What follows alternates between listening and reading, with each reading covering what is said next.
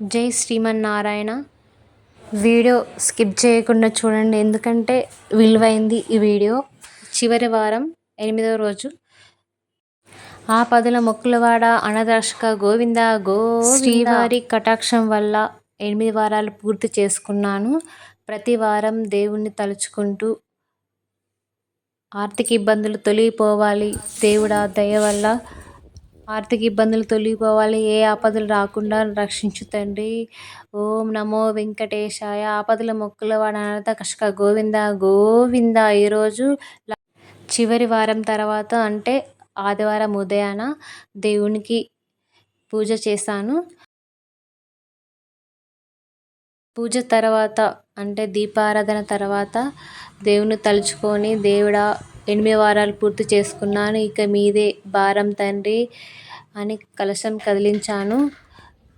ఈ వ్రతంలో మెయిన్ ఏంటంటే ఆ దేవుని పాదాల దగ్గర ముడుపు కట్టి ప్రతి వారం నియమ నిష్టములతో పూజ చేశాను. మీరు కూడా ఒకసారి ప్రయత్నం చేసి చూడండి. ఆర్థిక ఇబ్బందులు కాదు, అన్ని మనకు దేవుడు దారి చూపిస్తాడు. మీరు ఒకసారి చేసి చూడండి, ప్రయత్నం చేయండి.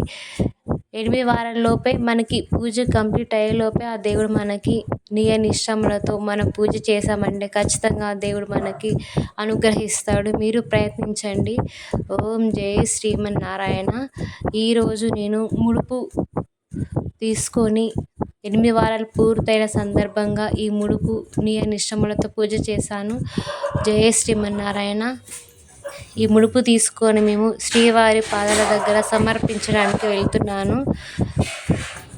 మినీ స్వర్ణగిరి అంటే తిరుపతి కాకుండా మినీ స్వర్ణగిరికి వెళ్తున్నాము ఈరోజు దర్శనంకి. ఇది భువనగిరి నుంచి మేము ఆటోలో వెళ్ళాము. భువనగిరి బస్ స్టేషన్ నుంచి స్వర్ణగిరికి ఒక 20 మినిట్స్లో మనం చేరుకుంటాము. ఆటోలో వెళ్ళాము. ఇప్పుడు స్వర్ణగిరి టెంపుల్ వచ్చేసింది. ఫ్యామిలీతో వెళ్ళాము, అమ్మ, నేను, పిల్లలు. మనకి ఎలా ఉందంటే ఇక్కడికి రాగానే ప్రశాంతమైన వాతావరణం. ఇంత ఎండగోళ్ళు కూడా ఇంత భక్తులు వచ్చారంటే దేవుడు మనకి ఎంత అనుగ్రహం ఇస్తే ఇంత భక్తులు రావాలి. ఎంతైనా దేవుని దర్శనం చేసుకుంటే మనకి ఎంత ప్రశాంతమైన, ఎంత ఆర్థిక ఇబ్బందులైనా, ఎంత క్లిష్ట పరిస్థితులైనా మనం దర్శనం చేసుకున్నామంటే నడుచుకుంటూ వెళ్తున్నాము. ఇప్పుడు మినీ తిరుమల స్వర్ణగిరి బ్రహ్మరథం.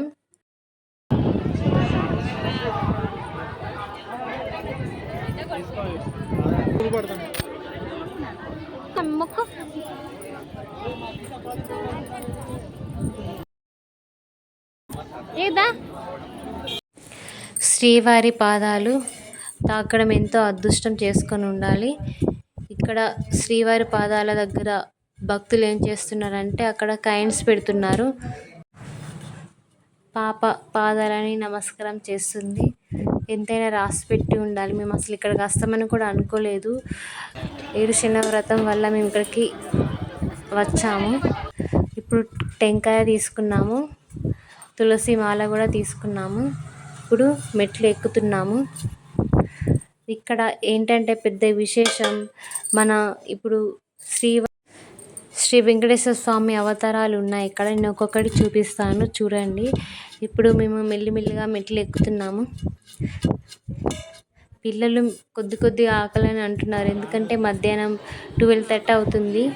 ఇక్కడ మన రాముల అవతారం, శ్రీరామ అవతారం ఇంకా మధ్యలోకి వచ్చేసాక పిల్లలకి ఆకలి వేసేసింది. పులిహోర తీసుకొచ్చాను చేసి, మేము ఇక్కడ కలిసి తింటున్నాము.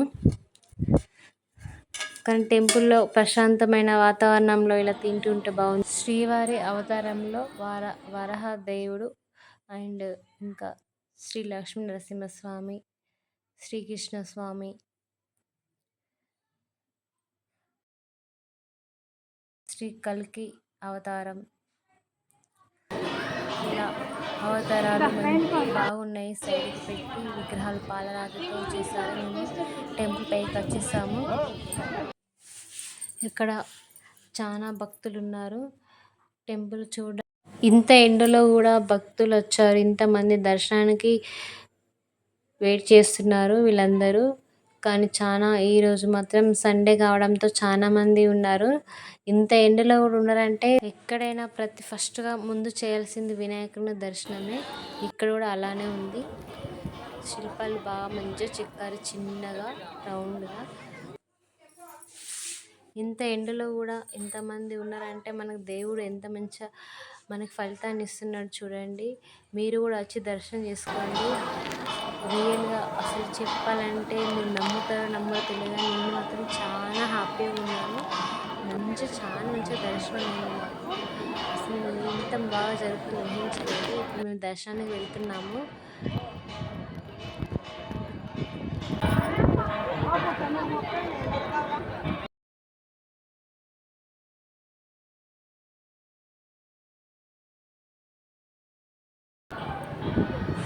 స్వామివారి రథంలో మన గుర్రాలు మంచిగా చెక్కారు. ఇక్కడ చిన్న చిన్న ఏంటనుకుంటున్నారా, వాటర్ చిన్న చిన్నగా చల్లినట్టు. ఇక్కడ cell phone deposit counter. Cell phone allow లేదు లోపలికి. ఇక్కడ మేము కూడా ఇక్కడనే సబ్మిట్ చేస్తున్నాము, లోపల చూపించడానికి వీలు లేదు. నేను కూడా ఒక ఫోన్కి 5 రూపీస్ పే చేసి అక్కడ పెట్టాలి. దర్శనానికి టికెట్ తీసుకున్నాను. Each one 50 rupees. 5 rupees phone పెట్టుకోవడానికి. దర్శనం పూర్తి చేసుకున్నాము. లడ్డూకి 50 రూపీస్. జై శ్రీరామ్, శ్రీ ఆంజనేయం. ఇక్కడ దర్శనానికి వచ్చాను, ఇంకా పూర్తి కాలేదు. ఇక్కడ శ్రీ ఆంజనేయ స్వామికి శ్రీరామ్ అంటే చాలా భక్తి. ఇది అసలు ప్రతిరూపం చాలా బాగుంది, చాలా బాగా చెక్కారు.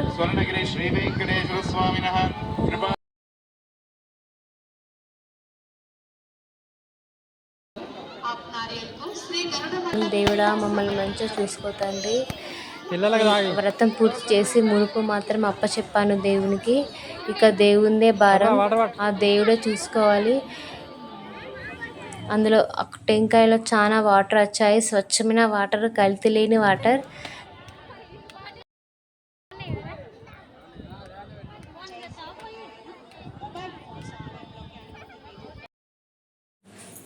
గంట చాలా పెద్దగా ఉంది.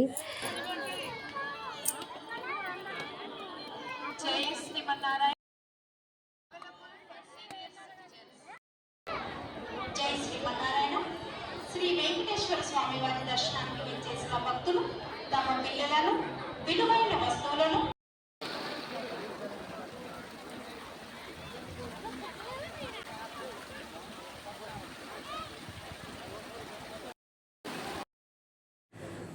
స్వర్ణగిరి గోశాల చల్లగా ఉంది.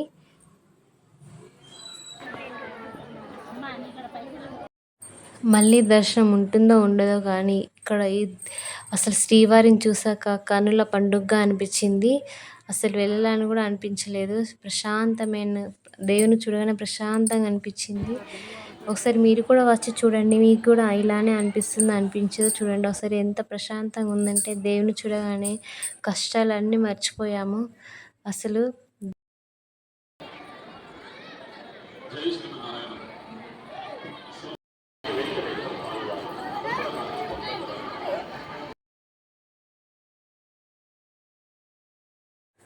ఆ పావురం అక్కడ వాటర్తో సేద తీరుతుంది. ఇలా కూడా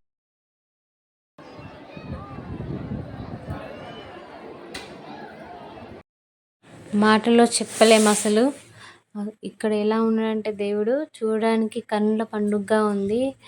మనకెంత అదృష్టం ఉంటే ఇక్కడ ఈ స్వర్ణగిరి ఉండాలి. అసలు ఎంత అదృష్టం ఉంటే మనం చూడడానికి వెళ్ళాలి. అసలు మీరు వింటే ఇలా అనిపిస్తుందని ఒక్కసారి చూడండి, ఎంత అందంగా ఉన్నాడు దేవుడు. మనకు దగ్గరలో ఉందంటే ఇంకా మనకి ఎంత అదృష్టం ఉండాలి. ఇది చాలా అదృష్టవంతం, అసలు అదృష్టం అనుకోవాలి మనం ఇలా ఇక్కడికి వచ్చి చూడడం. నేనే అసలు చాలా డేస్ నుంచి అనుకుంటున్నాను, ఈరోజు నా కోరిక నెరవేరింది.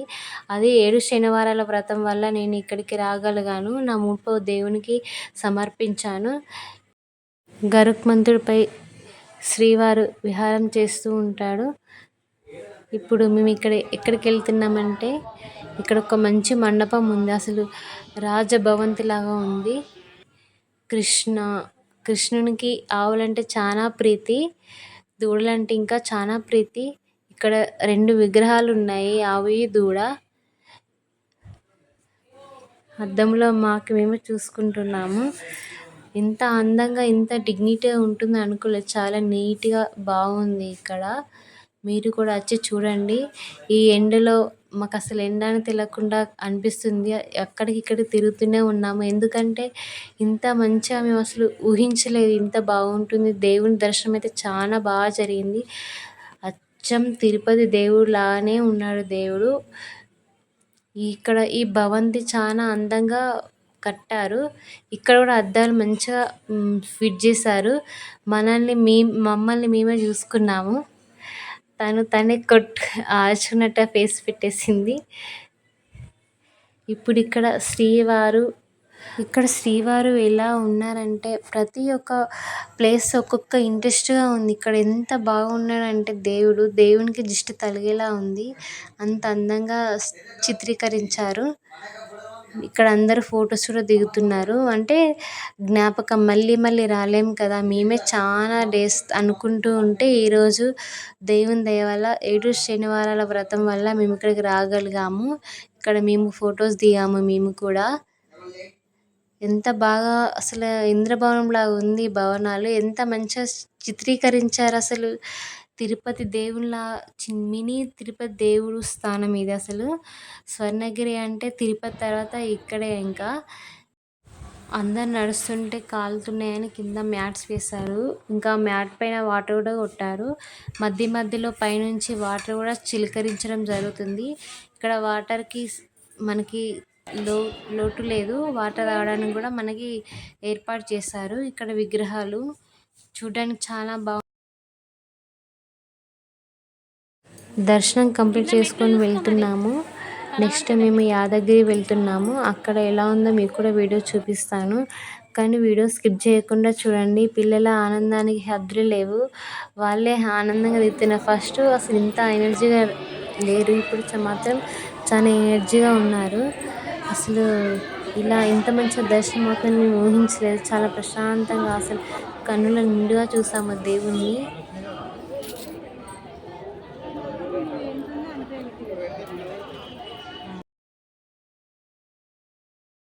ఇక్కడ బస్ కోసం వెయిట్ చేస్తున్నాము. ఒక 5 minutes వెయిట్ చేసాము.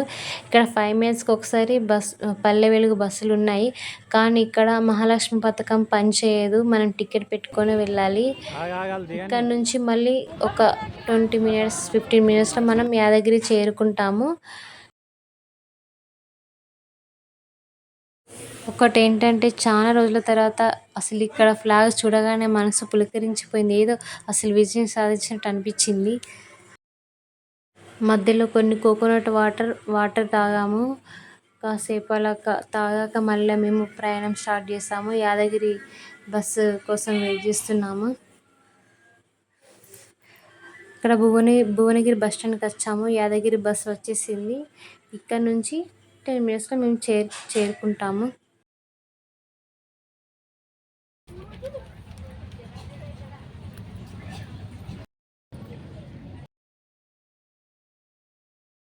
ఇక్కడ మధ్యలో ఒక చెరువు వచ్చేసింది.